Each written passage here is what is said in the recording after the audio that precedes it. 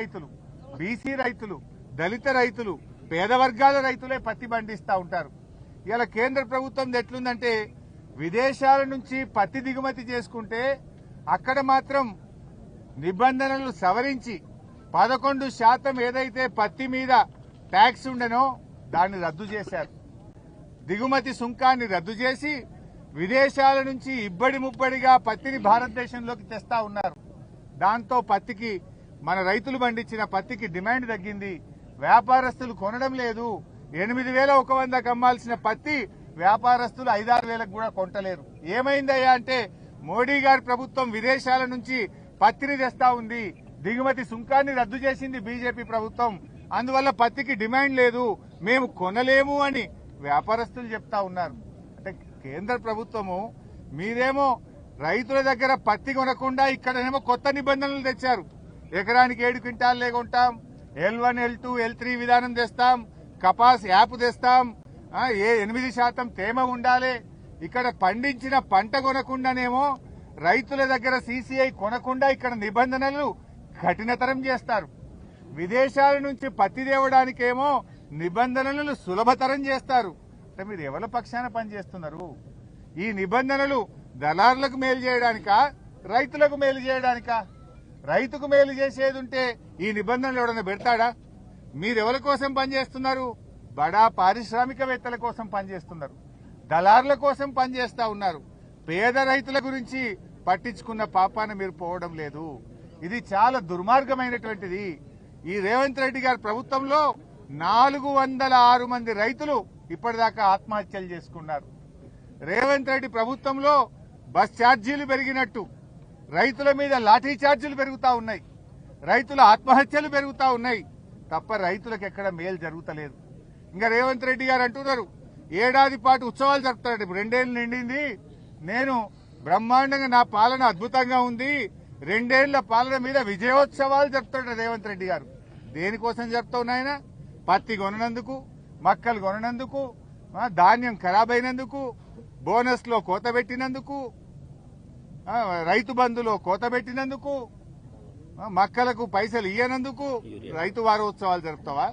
Urea బస్తాలు సరఫరా చేయక రైతుల్ని లైన్లలో నిలబెట్టిన, రైతుల కళ్లల్లో కన్నీళ్లు నింపిన గనక విజయోత్సవాలు జరుపుతావా రేవంత్ రెడ్డి గారు? దేనికోసం నీ విజయోత్సవాలు అని నేను అడుగుతా ఉన్నా.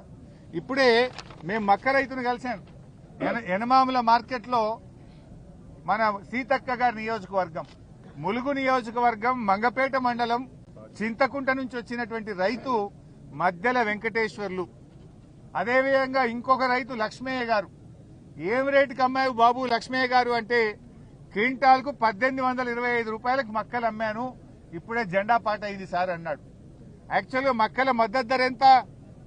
2,400 రూపాయలు. మరి ఇలా వెంకటేశ్వర్లు, లక్ష్మయ్య గారు ఎంత నష్టపోయారు? ఒక క్వింటాల్కు 575 రూపాయలు నష్టపోతా ఉన్నారు. రాష్ట్ర ప్రభుత్వం కొనుగోలు చేయకపోవడం వల్ల ఓ క్వింటాల్ మీద 575 రూపాయలు నష్టపోయారు. ఆ రైతులు ఇద్దరు అన్నదమ్ములు, వాళ్ళిద్దరు కలిసి 137 బస్తాల మక్కలు తెచ్చారు. ఆదివాసీలు ఆ 137 బస్తాల మక్కలంటే దాదాపు 40,000 రూపాయలు ఆ రైతులు నష్టపోయారు. నిజంగా మార్కెట్ కొనుంటే, మద్దతు ధర వచ్చుంటే ఆ ఆదివాసీ రైతులు లక్ష్మయ్య, వెంకటేశ్వర్లు పాపం వాళ్ళకి 40,000 రూపాయలు ఇవాళ మిగిలేదు. వాళ్ళు చెప్తా ఉన్నారు యూరియా రాక 20 రోజులు వరంగల్కి వచ్చి తిరిగాం, రోజుకొక్క సంచి దొరికింది, కొంత ఓ ఎకరమంత పొలం అయితే మక్క నిలబడిపోయింది సార్, పంట దిగుబడి తగ్గిందని. యూరియా ఇయ్యక అట్లా సాగుకొడుతుంది, ప్రకృతి కరుణించక అట్లా ఇబ్బంది అయ్యే, మార్కెట్లకు వస్తే ధర రాక ఇట్లా ఇబ్బంది. కాబట్టి ఇంతకంటే దుర్మార్గం ఏముంటది? నువ్వు ఏం చేస్తున్నావు? జూబ్లీ హిల్స్ ప్యాలెస్ లో కూర్చొని నువ్వు ఊహా లోకంలో విహరించడమేనా? కలెక్షన్ల మీద, నీ కలెక్షన్ల మీద రివ్యూ చేయడమే గాని రైతుల పంటలు ఎట్లా అమ్ముతున్నాయో రివ్యూ చేసే బాధ్యత రేవంత్ రెడ్డి గారికి లేదా అని నేను అడుగుతా ఉన్నా. ఇలా మధ్యల వెంకటేశ్వర్లకు, లక్ష్మయ్యకు మీరు ఇచ్చే సమాధానం ఏంది? ఆ రైతు పరిస్థితి ఏంది? అక్కడ మార్కెట్ అధికారులుంటే అడిగాను, ఎన్ని మక్కలు కొన్నారా ఇప్పటిదాకా వరంగల్ ఎనమాముల మార్కెట్లో అంటే 3,400 క్వింటాలు మాత్రమే కొన్నారట. పోనీ ఎవరికన్నా ఒక పైసా ఇచ్చారా అని అడిగిన. ఇప్పటిదాకా మక్కలు కొన్న రైతులకు రాష్ట్ర ప్రభుత్వం ఒక్క రూపాయి విడుదల చేయలేదు సార్, అందువల్ల మేము రైతులకు ఇయ్యలేదు సార్ అంటున్నాడు మార్కెట్ అధికారులు. మాటలు ఎట్లుంటాయి రేవంత్ రెడ్డి గారి? వడ్లు కొన్నా మక్కలు కొన్నా 24 గంటల్లో రైతుల అకౌంట్లలో డబ్బులు జమ చేస్తామన్నారు. మక్కలు కొనబట్టి నెల రోజులాయే ఏ ఒక్క రైతుకు ఇవాళ ఒక్క రూపాయి కూడా డబ్బులు ఇవ్వలేదు. నువ్వు డబ్బులు ఇస్తలేవు కనుకనే దళారులకు 500 600 తక్కువకు ఇవాళ మక్కలు అమ్ముకునే పరిస్థితి వచ్చింది. అంటే నీ మాటలు ఎక్కువ చేతలు తక్కువ. మక్కలు కొనవైతివి, పత్తి కొనరైతివి, మరి వడ్లు చూస్తే అవి కూడా సరిగా కొనే పరిస్థితి లేదు. 85 లక్షల మెట్రిక్ టన్నుల వడ్లు కొంటామన్నారు. ఇప్పటిదాకా ఈ రాష్ట్రంలో కొన్నది అంతా 10 లక్షలు కూడా కాలేదు. ఇలా బోనస్ బోగస్ అయిపోయింది. పోయిన యాసంగి బోనస్ ఎప్పుడు ఇస్తారు రేవంత్ రెడ్డి గారు అని నేను అడుగుతా ఉన్నా. పోయిన యాసంగిలో రైతులకు రావాల్సిన 1100 కోట్ల రూపాయల బోనస్ ను వెంటనే విడుదల చేయాలని బీఆర్ఎస్ పార్టీ పక్షాన్ని డిమాండ్ చేస్తా ఉన్నాం.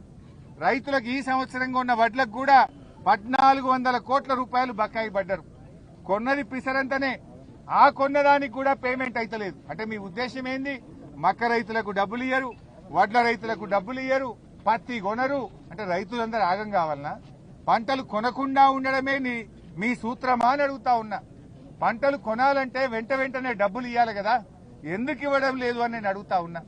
ఇలా కాటన్ 27 లక్షల క్వింటాల పత్తి కొంటామని చెప్పారు. ఇప్పటిదాకా కొన్నదెంత? 1,00,000 క్వింటాలు కూడా కొనలే. అంటే మీ ఉద్దేశం ఏంది? మీరు కొనకుంటే తక్కువ ధరకు దళారులకు అమ్ముకోవాలి, దళారులు బాగుపడాలి, రైతులు మునగాలనా మీ ప్రయత్నం? వ్యవసాయ మంత్రి గారు ఢిల్లీకి ఉత్తరం రాస్తాడు, చేతులు దులుపుకుంటాడు. పోండి, మీ 8 మంది ఎంపీలు తీసుకొని ఢిల్లీ పోండి. ముఖ్యమంత్రి గారు ఢిల్లీ పోండి. రైతుల కంటే ముఖ్యమైనది ఏంటిది మీకు అని నేను అడుగుతా ఉన్నా. యూరియా దొరకలేదంటే ఉత్తరం రాసినాం ఢిల్లీకి అంటారు. పత్తి రైతులు పత్తి కొంటలేరు అంటే ఢిల్లీకి ఉత్తరం రాసినాం అంటారు. ఉత్తరం రాయడానికేనా మీరున్నది?